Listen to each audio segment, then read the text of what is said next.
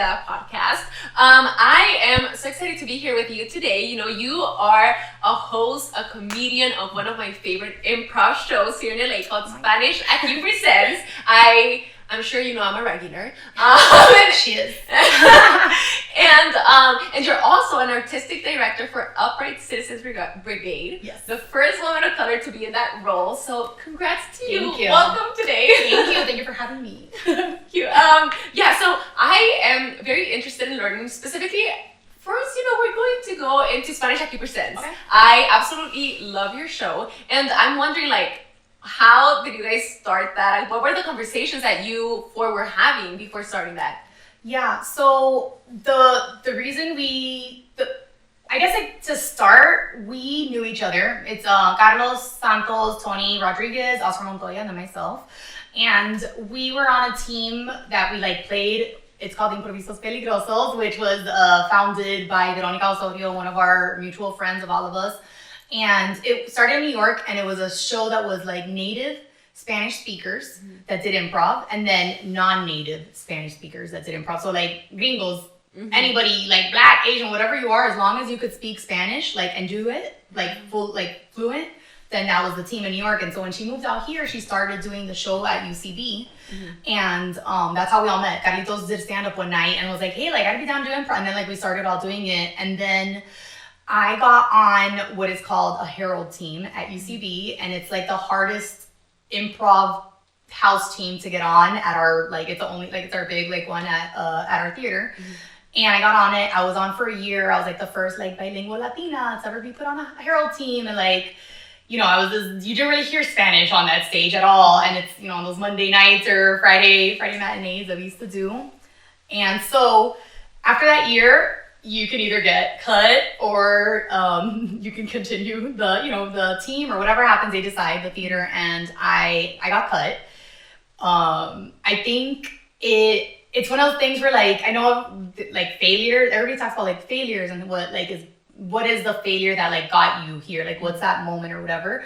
And I don't take it as a failure, but I think I took it as a moment where I didn't let other people decide what should be on stage, because I had gotten so many people that would DM me or see me at an audition or somewhere, whatever. They'd be like, oh my God, it was so cool, seeing you do the Herald that day. You did an abuela character, you said something in Spanish, it just reminded me of my abuela or whatever that is, they felt finally there was somebody they could relate to doing that, I guess. And so it kind of hit me. And then after being sad girl for a couple months, I hit up the boys, and we had doing some indie shows, and I was let's do you guys want to do a show together? I don't know what it is, but I'm kind of sick and tired of us not being represented in the world that we are in, especially it goes bigger, Hollywood, TV, film, sure, but in our small comedy community, we're in Los Angeles, a place where the majority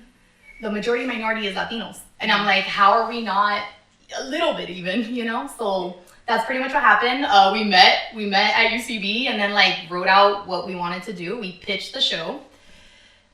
Didn't hear back for a couple months. I got pissed and sent an email with why I didn't, and then we found out why. It was a very dumb reason. Can you tell it? Yeah, I don't care. The response to me was that you didn't submit a name for the show, what the name, so our show is called Spanish Aqui Presents, and we didn't submit that name because we first wanted to see if it got accepted. So we had to pitch it, and you have to wait, and then so once it gets picked up and you can get the show, then I was well, it depends, because maybe if we get the show in February, maybe we make it a Valentine's Day theme or whatever that is, because you don't know.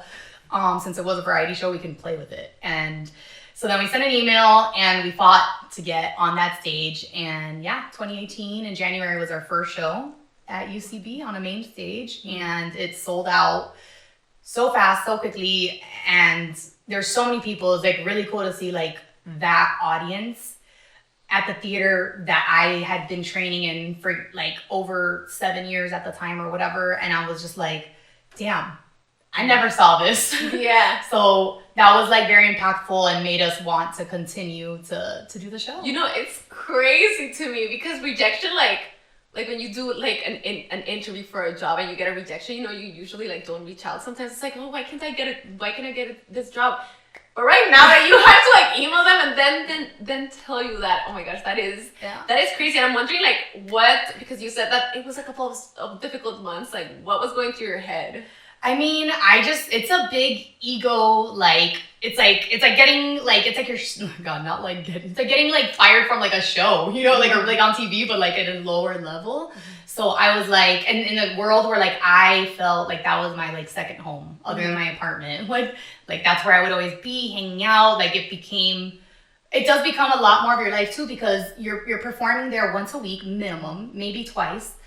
And then you're rehearsing another once or whatever. So like you see the same people 2 to 3 times a week, and that's not counting all the other stuff that you're doing with them or other shows or whatever, right? And so it just was it was such a like cut to like, I was just like, oh my God, like I feel like I'm not funny. What am I doing? Like I didn't even come out here to do comedy. Like, and I'm doing so much of it. Like, did I make a wrong choice? I just felt like a loser. Like truly, I felt like a big loser, and like I just didn't know. Like I didn't even feel like I should, like I was embarrassed to maybe even go to watch a show, because I was like, oh, now I'm like the one that got fired, you know, or that type of thing. But like my ex-boyfriend's house, you know, or something like I can't go here, like I'm not wanted, or you know, and that plus like the extra time, like that makes you're like, oh well, I used to have practice on this time, or I used to have whatever, and that I think it kind of fucks with you a little bit. Like, can I say bad words? I know. Yeah. Okay. Okay, it's coming. No, but those were, I think, two of the biggest things that were like going through my mind. Like at first, I mean, yeah, I was very sad and depressed and mad, but then I think the mad came after. And when you learned that was the reason, or was it before? When I learned that no, this is even before we even pitched the show, because I just got so mad. I'm sorry, yes. Take that back. This was after we had pitched the show, and I was just like so mad because I was like, I went through that whole part that I just said earlier. Like I was so sad and depressed, and like I was like, so to get even like the like courage to contact the 3 boys, and I'd be like, do you want to do this and like get ready for another rejection of a place that doesn't, in my brain, think I'm funny, and doing that and then not getting a response, then that just made me again more self-conscious and embarrassed, and like it was nice to have the support of Carlos and Tony and Oscar to be like, no, like what the fuck, let's email them. And we emailed them together, like we sent it was like an email together. Yeah, even my dad, I made sure that my dad read the email before, but so you know, he made sure that I wasn't too much of a bitch. He's like, Raiza, not too much, you know, because sometimes you go a little hard, and I'm like, well, it depends how you read it. No, I love it. And I love it because like you mentioned that the first show like sold out, and I remember like during that time when you were doing the shows at UCB. It is called UCB. Yeah. Okay, yeah. like confusing it with like, it's hard because I'm like UCB, SAP, UCB, SAP. So like now I'm like, ooh, and TPT now with Australia. It's like, you know, whatever, well, not anymore, but you know. Yeah, there's a lot. But yeah, so with UCB, I remember like going to like all of your shows and all of them selling out. Pre-pandemic, I remember like back in that time, because now you're at a different space. And I'm wondering like, what did that feel? You know, like knowing that this. One, you did not get a response, but then once you did, like the show just became so successful, and it's still so successful because like you still have it. Yeah, thank you. That is definitely something that I feel like we talk about a lot, like as a team sometimes, and whenever we like reminisce, because I mean, I produced things before, but I didn't know really what I was doing like 100%, and I also was like, oh my God, all these people came. Now we really have to fucking like show up and like crush, not just like because it's packed, but also like this needs to be quality. Because I don't like think of just putting a Latino somewhere just because they're a Latino and we need to check that card. I really like wanted to make sure that it was a quality show, and that's, you know, we booked the Chonga girls and we booked Jenny Lorenzo, and those are two, like they're all three of my like good friends, and like that really had a cool following too. Like that really helped, I think. You know, get the word out, and it was really nice to have them support us. And then so when everything happened and it was all sold out, a woman even fainted because she forgot to take her medicine. So like the fire trucks came and everything. It was so funny. I'm like, of course the Latino show, the freaking fire truck shows up here. I'm like, todo thing was like, what happened? What did Raiza do? What was she fighting? No, I'm just kidding. But like for real though, and so I don't know. I think the biggest thing that we all felt was validation and vindication.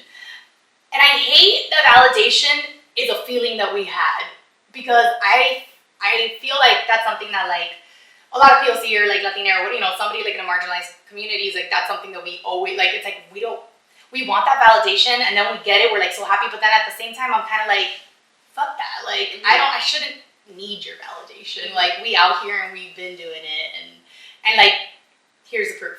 And it's thank God it's been like very successful since 2018 to January. Yeah, and I love your show. I think okay, I just like reminded myself that maybe not everyone listening knows what Spanish Aqui is. That's fair. And so I'm wondering, like, can you pitch the show to us?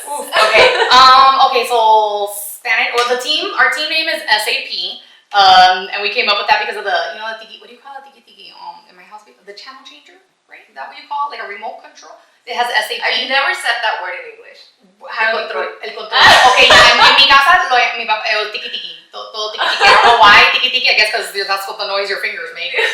Cubans, we make a lot of stuff up. A lot of words. But so that's our team name, SAP. The show is called Spanish Aqui Presents, and we do a live comedy variety show, but it's only Latina talent on stage. So yes, to do the show, I'm like, as of right now, for this one specifically, it is Latina talent. And every show is different. And one thing that stays true is every show always will have SAP hosting it. So we host in between, introduce, we talk about the acts and other things going on in the community, which I think is actually really one of my favorite parts, like when something's going on, like to like either, whether it's positive, like promoting a new Latina show or whatever that is, or if there's something activism wise that we need to do like a call to action and like say that out loud in the hosting, that's great. But then also what's this called? So then we always though have like a big like Latina guest that we interview at the end for like about 10 minutes, and then we do improv based off their interview. But other acts that will happen before is stand up, poetry, spoken word, dance. We've had a magician. He was one of like the only Latina magicians like at the Magic Castle. So many different things. I'm like sing. We always have a musical act as well, or a singer or something like that. But yeah, it's just anything that is art. We had a celebrity hair and makeup. He's a stylist. He does his vintage touch, and he does like a very like pinup like. So he's known, and I was like, how do we make this work? So we did like kind of like a mini like fashion, not show, but like I guess like a hair show. I don't know what you call it if I'm being honest. Yeah. I don't remember what we called it. I think we made up a name for it, but we just try to get our people on stage and amplify them and like just like show like that there's so many different forms of us, and that we do different things, and so. No, I am a fan. I've been a fan, and I love how you all like really like support uplifting like what other creatives are doing in the show, and I would now like to talk a little bit about like how there's like this thing like, oh, Latinos are not a monolith, and like who are we? But I think it's very interesting because like you are comedians, so you make a lot of jokes, and I think that like as Latinos, you can disagree with me, but I think that as Latinos we tend to deal with our hurts and our pains and like things that we're going through with like comedy. So like we joke a lot, or like even like when you grow up, like people like picking on things, but just like joking. And I'm wondering, like specifically, I think that like you as being like a Cuban American, and I think that Cuba specifically has like a very like specific history, and so I'm wondering like how did you like your family, like what was comedy like for you that like now as a comedian like you are able to like bring this aspect, because I think like comedy and jokes within my family may look very different as like what you guys talk about, okay. This is an interesting question. I mean, I will say like something that people like, well, like how, like I don't think, number one, like I think most of my comedy friends, we laugh about this, we're not the funniest person in our family. I think my family's so funny, but also I am the one that will entertain when we're all together. I always have been, but I feel like the Cubans, we're Caribbean, we're loud, we're proud. I'm also Cuban from Miami, and that's just different. Like a Cuban from Miami is like, I feel like even more proud about being a Cuban, because I didn't see myself in this like world where so many people always think I'm Latina. Like everybody out here in LA or other places, oh my God, you're Latina, or the other thing where they're just like, what are you? Or they assume I'm something else. But in Miami, everybody just like, you're Latino, you're Cuban, whatever, like that's it. Like it wasn't like a thing. Nobody really talked about that. You know what's so interesting to me? I have a friend, like my coworker, she's also Cuban, and we speak Spanish like 99% of the time, and I think that she's like, yeah, like in Miami, I only like spoke Spanish, and I was like, what? Like it's crazy to me to think that in a place, because I think that here in LA, like it's like so specific, like there's a lot of people who like were around Spanish, but didn't like with their friends, they don't really speak Spanish, and so that's just so interesting to me that like in Miami, like that's the case, but... Bueno, mira, ahora vamos en español. No, es que también, es que en Miami tú tienes que saber español. Porque si tú quieres ordenar en McDonald's, that the woman that you just order from might have just gotten there from Cuba and maybe have never spoken English in her life because she didn't have to. Because like, nobody's really speaking it, but they do speak it. I mean, they speak English here very well, like as well, like some, especially like if you're working in the tourism part of it. But, you know, that's to say that I think like, yeah, like I feel like a lot of people in Miami get so used to how it's so not a thing being Latino and speaking Spanish and like how I talk and how I'm so loud or whatever. And I come out here and I was like, oh yeah, no, we are different. And I knew we were all like I know different types of Latinos. But I think that and to go back to like that the humor from that, I think like Cubans, we're rough, we're aggressive. We go hard, like there's like this bit that I'm sure so many other people have said, but like I just started doing stand-up, and one of the things that like I remember like writing was something kind of like Latinos, especially, I don't know how it is like as for every family, but like they will find that one thing that like you're the most self-conscious of, or like si tú tienes una nariz, that's your nickname, big nariz, like your narizona or nariz, that's gonna be your nickname forever. Like mine was gorda, and like, do I have body dysmorphia? Yes, we all do. But you know, it's like one of those things that like I think like another person, when I said this when I first came out here, because I was talking to my friend, and my friend, the white girl, and she was like, my dad was on the phone, she heard him like on speaker saying gorda, whatever, and I was like, she's like, oh my god, your dad called you fat? And I was like, yeah, no, it's like with love. She's like, oh, like, should we talk about that? I'm like, oh my gosh. And it was like, you know, that thing, I'm like, no, it's like, con cariño, okay, I love you, whatever, like. And so I feel like because of that, it's also gotten me like tougher. Like I remember when I started at UCB, I had never experienced like bullies ever in my life. I'm not saying they're bullies, but I was like, wait a minute, you guys are just like doing bits and like they kind of like, not a mean way, but they kind of do a bit of sometimes a little bit of a dig, but you know, whatever. And so I was like, oh, this is like what this is. Okay, so I had to also learn that, and I also had to learn, they had to learn that I was not going to be offended by so many things that they said because I didn't care. So I'm like, hello, come to Noche Buena with the Liceas, bro. We're all roasting each other. Like we will make fun of everything. How we talk, how the boyfriend, in front of the boyfriend right there, we're gonna make fun of him. Like, you know, if he showed up, he better know what's coming.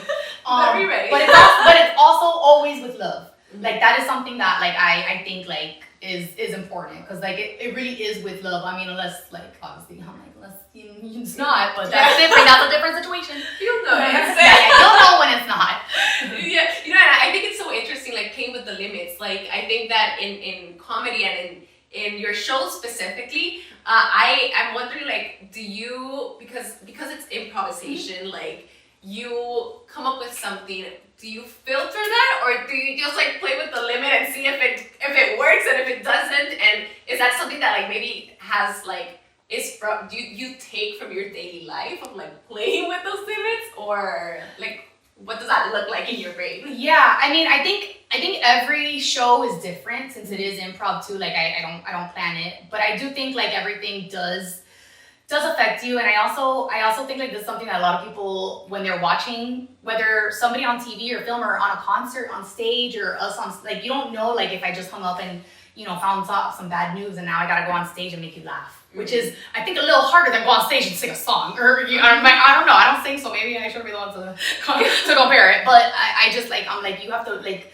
it's a lot of pressure. Like making people laugh is hard. It's so hard, and it's like when it doesn't work, it's hard to be on stage and see that not work if it's you, and it's even harder to be off stage and watch it, you know, because it's like, it's cringe. Like we're all so cringe. Thank God that like cringe has also been accepted now. I feel like being cringe is like a thing. It's thank you, Gen Z, wherever you are, you made cringe in. But yeah, I feel like if I'm doing a show that they told me I have to be PG, I could do it. Is it a little harder? Yes, because me as Raiza, I'm like I think I'm a little vulgar. I say like fuck this and shit, and like I do curse. That's why I was like, oops, whatever, let me ask. But I think that is one of the things that I like would kind of like try to edit if I had to. But if not, no, like I don't care like where I am. If Spanglish comes out, it'll come out. If I'm gonna go there with something, I'm gonna go there. If somebody gives me one of the things that used to happen all the time. Can I get a first word suggestion? It was something very microaggression, like it was like spicy, like menudo, or like I don't even know, like tortas or like burrito. And I'm also like, I'm not Mexican. Yeah. Like so then again, like that hits you because I'm like, this is like the thing I'm also like dealing with in my actual career, and then I'm going on stage, a place that like I'm gonna have fun tonight, so I'm not probably getting paid to do any of it because improv doesn't really pay. Doesn't really pay, guys. But it's so fun and it pays you with laughter and validation.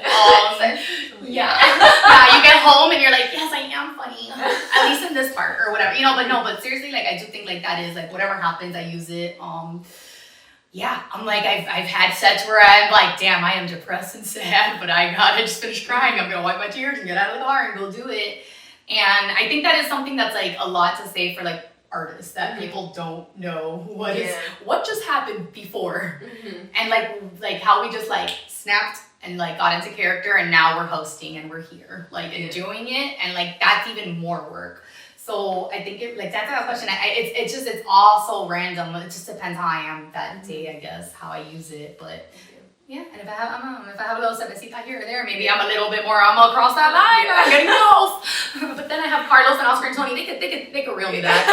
We reel each other back all the time. Yeah, I want to go a little bit deeper into that, like having to like perform and put a face like after that situation. But right now we're going to take a small break. Okay. We'll be back in a second. You're listening to La Artisteada, the space for global culture shapers. Make sure to subscribe and give us a rate. Thank you so much for listening. Welcome back from our break. Let's talk. We were in a very deep we were entering a very deep moment, and I'm wondering, I feel like we were talking about like people just like sometimes dealing with like difficult stuff, but you need to like go and give a show. And I'm wondering, I think there's like a lot of moments for like specifically actors or performers, I would say, who have to deal with this, and like with this also with like a lot of rejection that I never, like whenever you think of an actor, it's like, oh my gosh, like they're on TV like so successful, but like there's so much rejection that like a performer needs to go through. And like I'm wondering, like how do you like stay inspired, like how do you like deal with this, and how has been your process to like to learn how to be better at confronting this?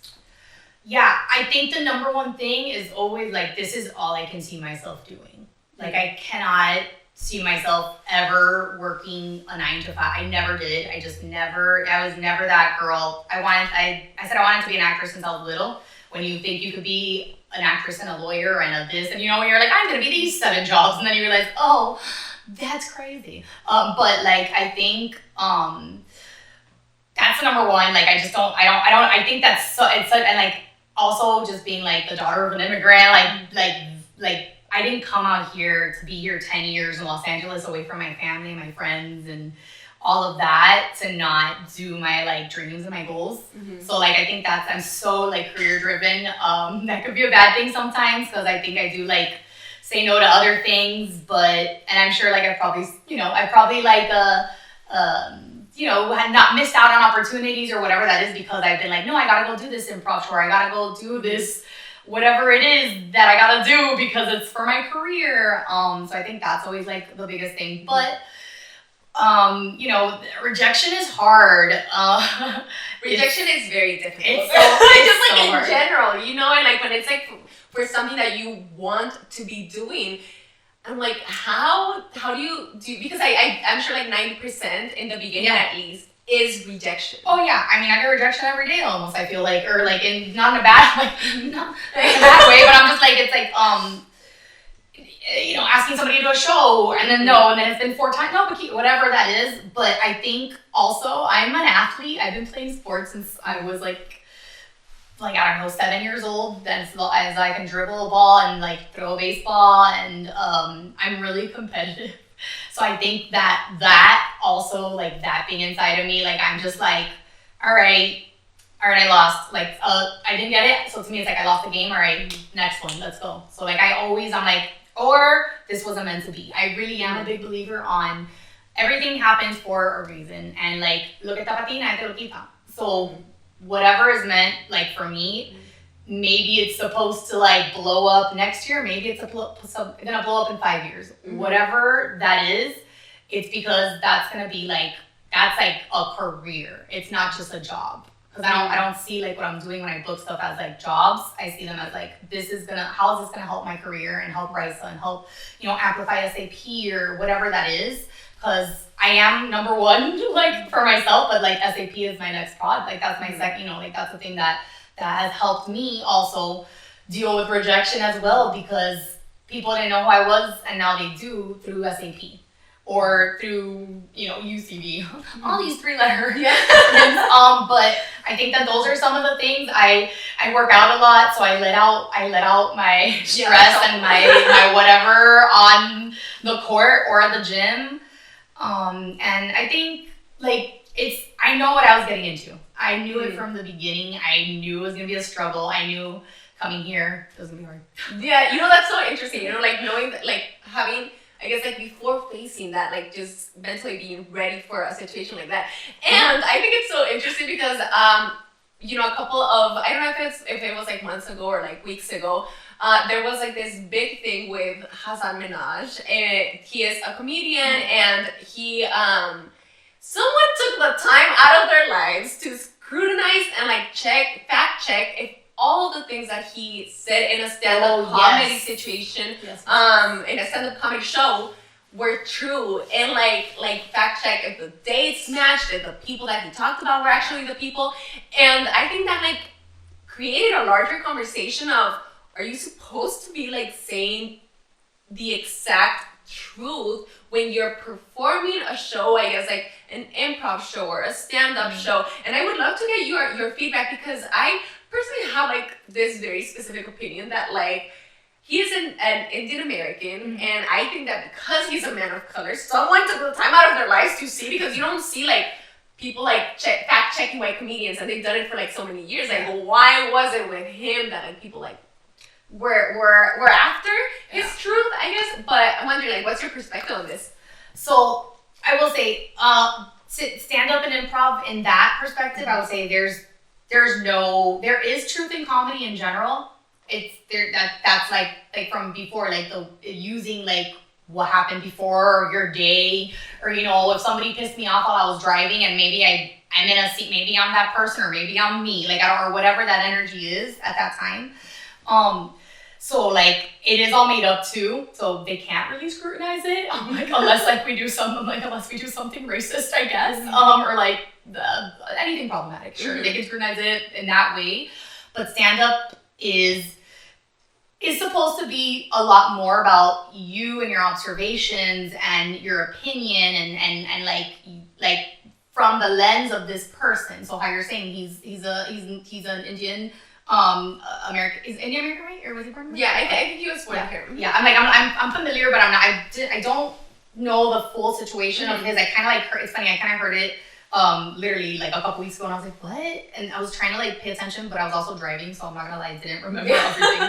I'm sorry. I've been following it. Every time I get like a news email, I'm like, okay, what now? Yeah, so, yeah. Familiar with the situation. I feel like nowadays, and I get what you're saying about the PLC, but I do think there is something just about social media and that landscape opening up all of that more.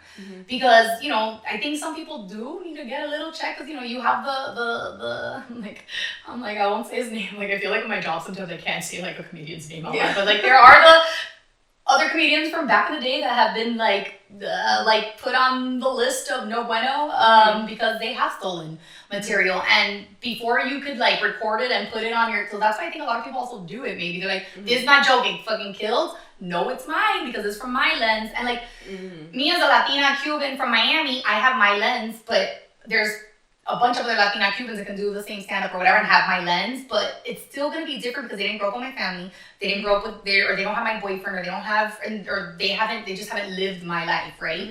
So I think that's like the biggest thing where like whenever you're doing that, like stand up, be true to you should be true to yourself and do your voice, but stand up also you're allowed to exaggerate. That's the point of the bit. As long as you're not like, I think he said, like, he talked about a girlfriend. What he did something, or he talked about someone, and they were like, they're the ones that called it out, kind of, or something like that. Again, I don't remember the specifics, but I think that's what it is. That's part of it. I think POC are definitely way more scrutinized than everything. That I will 100% agree with you because it's real. Yeah. No, it's interesting because I also saw like this other video of someone like analyzing the situation and saying that like, well, you know, when you're words like may impact a third person, and I think that's what I agree with. But I just thought like the whole situation was like very interesting because I was like, you know, I never even thought that, like, yes, I didn't think whenever I saw his show specifically and I loved it. It was very funny. I thought it was really good. He's a very funny person. He's so funny. And I was like, oh, that's like, it never occurred in my mind to ever like think that this could not be true, but also if it wasn't, well, he made me laugh, and I think that the purpose of that specific situation, and I'm wondering like, when did you start seeing like laughter or like making people laugh as an art form? Ooh, definitely at a young age. Like I even remember, I mean, like I said, I've always been doing it like family parties. I would do the talent show. Like I was always like our family reunions. I was like always trying to round up with my like primas or my sister Danya. Did you perform for them? Oh yeah, all the time. I was like, whatever Madonna song probably at that time. I don't know. Like, did I just age myself with Madonna? I don't even know why picture. And it's because my sister. It's really, I was little. My sister loved Madonna. And like I like my big sister Danya a lot of like. I think a lot of how like I am is a lot because she like, you know, she's the older sister, and I have another older sister Lara, but I grew up a little bit more in like my like middle school, high school era with Danya, and I do think that like is part of it. But I will say in high school, I remember specifically, I played basketball. So I played varsity as a freshman. So I played like 4 years, whatever. And I remember like my senior year, I was the captain. I wasn't the best one. I remember probably maybe I was a very good player. I'm not trying to talk about how good I am playing basketball. But the point is, I was like the leader of the team. And I'm supposed to be looked on to be serious. And I'm here in our locker room, like doing sketch character bits about my coach before he comes in and does his serious like game meeting. Like, all right, ladies, let's get in here. Like, we gotta focus on whatever. So like before he's walking in, I'm constantly like just doing bits. And I realized I just always like to perform. I don't know what the specific thing is, but I think as soon as I ever started getting laughs from my family, because I think they're the hardest ones to make laugh. Because they know you. Yeah. Like they'll be like, expectations are like, oh yeah. I'm like, damn. I'm always scared of sending stuff to them because I'm like, they're gonna be hard, or like they won't ever. They're always gonna give you their real opinion, and they want to make you feel like good about what you're doing because they believe in me. But still, they're like, no, this was bad. And sometimes they don't get it and they think it's bad, or maybe they love it. I'm like, this was trash, but. Yeah, so I'm like, I feel bad. I don't have a specific answer, but I think for sure, like little, but definitely in high school when that was happening, I was like, oh, this is really like what I want to do. And it was just hard because I couldn't really audition for any big roles in the theater at my high school, because when you were like in sports, and since I was a captain and so like involved in it, like and like good, and they needed me at practice, they wouldn't let me do a big role. So like that kind of was like, oh, all right, fuck, you guys don't let me come out here and like audition for the big role. Fuck it, all right, dope. I'll just do shows in my locker room.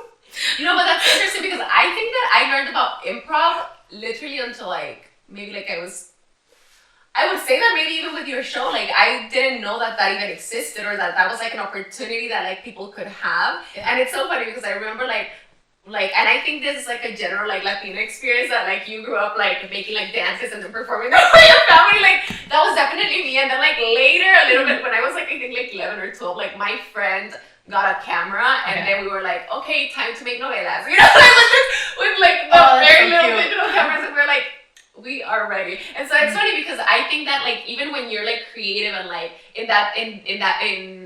when in your youth, like I don't think it's easy to know that like there are opportunities for you to like actually like do that when you're older. And I'm wondering when was like like you said that you always wanted to be an actress, but I'm wondering like how did you take the risk that your family, like what were the conversations even with your family?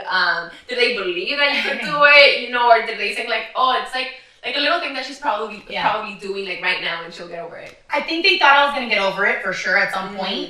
Then I graduated from high school and I wanted to apply for schools in New York, maybe-ish, but then I was like, oh, snow, disgusting. Sorry, New York. I love New York, but not the snow and the cold. And I wanted to like apply for UCLA, USC, anything, like somewhere in California. And like my dad was like, I can't afford that. Like, so you're gonna spend $60 or whatever it costs, I don't know, $120 to like apply for this university. But good luck getting in, like, because I don't know how you're gonna pay for it unless you get hella like so many like, you know, like loans and stuff. You don't get any ISO because I was like, bro, no. I'm like, and I didn't want to go to college. I wanted to move out here. Oh wow. So that was another thing. That was another thing I used to fight like with like that whole year, my senior year. And then finally I was like, all right, fuck it. Like I'm gonna go to college. I'm going to get a theater degree. If you want me, I told my dad, I was like, Papi, okay, fine. You want me to go to college? All right, but I get to pick what I want to do, and I'm gonna be an actor. And no, you don't have to do that. Do business, and then maybe. And I'm like, no, because I know that if I do that, I'm gonna go and I'm gonna go do a job, and I'm not gonna be happy because I'm just gonna go for the money. And that's always been a thing. Like I've always been offered like regular jobs since I've been out here, even like over $100,000. Things like where I'm like, oh, it's so easy to say yes because I barely knew how I was paying my rent last night, but I've just been like, nope, this isn't what I came out here for. Like, it's always that thing. And so I think, sorry, I'm like, wait, where can you repeat the question one more time? Well, you know, I'm actually going to move on to another one. Because I think what you're saying is very interesting. You know, like, I don't think people talk about the struggle, but like, I'm like, my personal thing, like, we were off camera, we were just talking about like, I'm like, I would not quit. I don't think at this point of my life I'll quit my job and like just like pursue being a performer, because I just think that that's like mentally something that like I'm like, oh no, I need stability, and I know myself. And I'm wondering, like, do you think right now you're at a comfortable position to say like, oh, like I'm ready, like I feel like I can sustain myself from like being a performer? And I'm wondering like how long did it, if you're like, yes, I'm comfortable, how long did it take you? And if you're like, you know, I still struggle sometimes, like how do you find that like places to like make money off of? Yeah.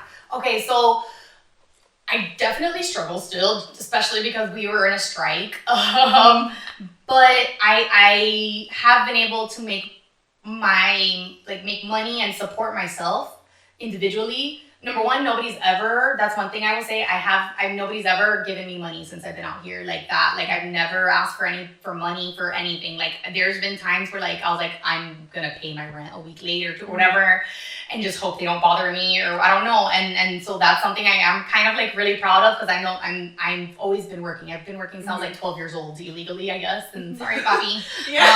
Please don't come after him. But like I've always been like, if I make a lot of money and I make enough money and then I save enough money, then I can go to school and then I'll come out here and then I don't have to like, you know, do a full-time job, but I can get a little thing. And so I did that. I did save to come out here. But I feel like in the pandemic was when I was finally able to actually live off my career, ironically, because I was working for another company. I don't know if I say whatever, it's this big company, whatever, and I was like getting to like write for them and like do like copyright and like stuff, and I was like, oh, like this is fun. Like it's been like a tough couple of years, and it was like one of the last years of the pandemic, whatever.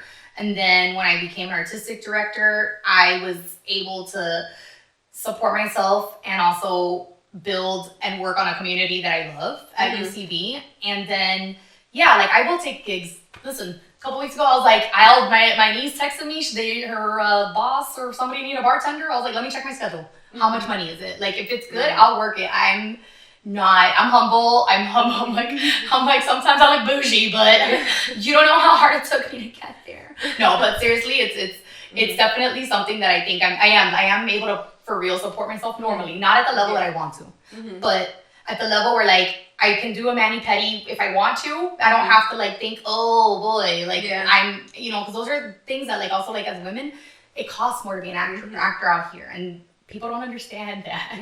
Like it costs money. Just when you book something, you still have to do all these premieres and all these red carpets and pay for the hair, pay for the makeup, pay for your like other stuff that you waxed or whatever, you know, like, and then pay for the public, pay for the that, and it's a lot, and it costs you money sometimes to be on a show and promote it and then get the next thing. It's a lot. So I think it's a while until I'll be at the, not a while, but like I'm also, I think a little bit, I like my goals are like not so big where I'm like, okay, Raiza, you don't need to live in a castle, but I want to have generational wealth and create like something that is big and is gonna be here for a while. And so like I'm okay with whatever it takes work-wise. I will clean a toilet tomorrow if I need to clean a toilet and pay my bills.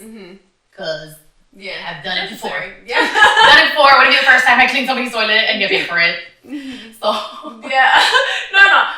completely feel and I think that's very inspirational, you know, because I feel like sometimes like we don't know like if we're going to like how do you support yourself, you know, when you're like trying to like create something, and I think that as artists, you know, it's like I want to do something meaningful, and so I think that you need to do whatever you need to do to get there. And I'm wondering, you know, like as a Latina, as a Cuban American, here as a woman here in LA, I'm wondering like what is it that you want those other women around you who can relate to you to know, maybe like that you've learned about yourself here that other people like could learn about themselves, and like something that like could inspire them to like keep going. So I got nominated for this Jefas Awards. Jefas on the Rise Awards. I'm like, I didn't win, but it was really cool. I was in the entertainment section. It was with Me Too, and I remember like when I was being interviewed, like one of the things that I said is this: there's somebody named Perla that we like she works in the industry. Again, I'm like, I don't like to like say like names of places just because I'm like, I don't know about talking about other people sometimes. But anyways, she said this thing how like, you know, like I feel like as like, especially women of color or Latina, like we're always like, oh, it's gonna be a risk, or it's, you know, somebody's gotta take a risk on me. So, and I'm like, it's not like, and like that's what I was like saying, I guess, like that was a narrative for me. And she was like, she really changed it for me. And I've been saying this since I met with her that day, and she said it. I think like my advice is know that you're an investment, you're not a risk. Because I wish I had that in the back of my head, like from the beginning, like, because I think that just gives me a little bit more confidence walking in a room, and also walk in that room with that confidence. That's something else that I would always say. Like, I think there's a lot of times where I'm like, oh, this is a really important meet or whatever that is, or like, I can't believe it, whatever, or like they're gonna think that I'm like una cualquiera, like here trying to sell this or whatever. But like, you walk in and like you look them in the eye and like you gotta like know your shit and be prepared. Like be prepared, because people, if you have good work, if you have something that they like and they want it, but like let them know they want it. They want it, but let them know they want it, and like show them why they want it, because I think sometimes that's what we gotta do. Because I mean, listen, being a woman, how many times do you say something and then a man says it and they listen? It just happened to me 3 times last week where I'm like, what just happened? I just said that. I'm like, what? You didn't hear me? But like, I think, just like be loud. Fuck the women of color, you know, like that stereotype. Yeah, you're loud and aggressive. Like, I'm like, we need to normalize that. I'm so sick and done with that. Like, let us be who we are. That's how we talk. It doesn't mean we're bitches, all of us. Me now, sometimes I am. But like, you'll know. But I think like that's something that like, I think like just the confidence. I think that's something that owning it. Own that confidence. You know, just keep working hard, because you're gonna get rejected a lot. We all are. Some people are lucky, and you know what? God bless them. The first thing they audition for, they book it, or this first thing they try to sell, they sell it. And sometimes they don't have a career after that, and sometimes they have a beautiful one. And it's just, everybody's different, and it's all gonna play out how it's supposed to. But just believe in yourself, because I think like that's part of that confidence. You got to. I absolutely loved, like that mind change of like, you're an investment, not a risk. And I completely relate to that. And so I really want to thank you for being here and for sharing all of your knowledge and all about your experience. I was like so invested in learning more about like what your thought process, because I think usually like we're like, oh my gosh, how do we take the risk? Yeah. And I think that you completely covered everything so marvelously. I tried. I don't know. I'm still out here. I need representation. I'm like, it's hard. Like I work at this place, and it's like even me. I'm like, damn, it's hard. Like I know so many people, and I'm like, it's hard to get to even do that. And if you can't get reps, you can't get in a room. And then if you can't get in the room, how are you gonna book the thing? And it's this catch fucking 20 that like we're all like struggling with. And then even you have the rep, and the rep doesn't hit you up for like a year or whatever, a month. You're like, what do I do? Do I ask them? But if I don't have one, it's so much that like the shit that's going on in like our brains as artists and business, like all of that together, nobody gets trained in that. Like universities, theater programs, film, they need to be teaching more of the business, because this career, this industry is not just artistic, like, it's not just like, ooh, the creative artistic like process. No, like there's so much business that is why people get to certain places. And it doesn't mean that they're bad and they only got it because they were good at business, but like, this makeup artist that I interviewed, she said you need to look at yourself as a product, and because you are selling your product, who is you, your performance, like all these different things. And I was like, oh my gosh, that's so interesting. But thank you so much. Thank you so much for being here with us today, Raiza. I really, really appreciate it. And everyone listening should definitely go to Spanish Aqui Presents if you are in LA, because it is here in LA. But thank you so much. Thank you for having me. Kiara's been great. Like she has always. She's a regular. Yeah. No, but like you're also like a regular that like is also like understands what the show, and like not just the show itself that you're watching, but like what the show has, because we've talked about it, off camera, like what the show has become, where it's like you might go one day and see a very famous actor or singer, whatever that is, or they may be sitting next to you, because that's what I was gonna say. So like they might be on stage, but also they might be sitting right next to you, and like it's like. Also, another thing I think is cool, like our people like that are on TV. I feel like I have a lot of famous friends. Not a name drop, but like sometimes I love when I'm with my Latino famous friends somewhere and somebody comes up to ask them to take a picture, or they get excited, and 99% of the time it's fucking somebody Latino as fuck, right? And like it's so like, yes, this is like great, like this is nice, because I don't think they get that a lot. And so like they come to the show, and I'm not saying just come to the show so you feel good, but like it makes you feel like what you're doing, and like maybe that famous actor just fucking found out they didn't get a big role and whatever, but they come there that night, whether off stage or on stage, and like I'm constantly getting like love and text or DM or whatever from like the people that have gone or whatever, and I'm like, it feels good, because it's like a lot of work. It's a lot of it's a thankless job, both artistic director at UCB and doing what I do with SAP. And I don't mean it in a bad way, but it's a lot. I don't make enough for the hours that are put in,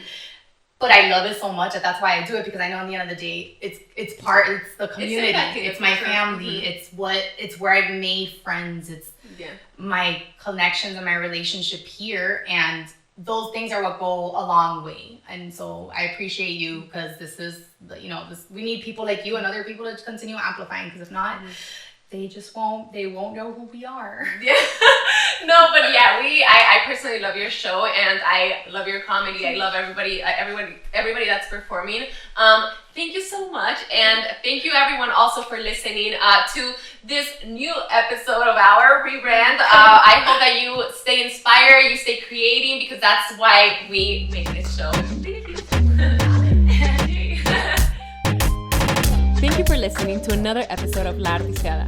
Make sure to subscribe and connect with us on Instagram and TikTok.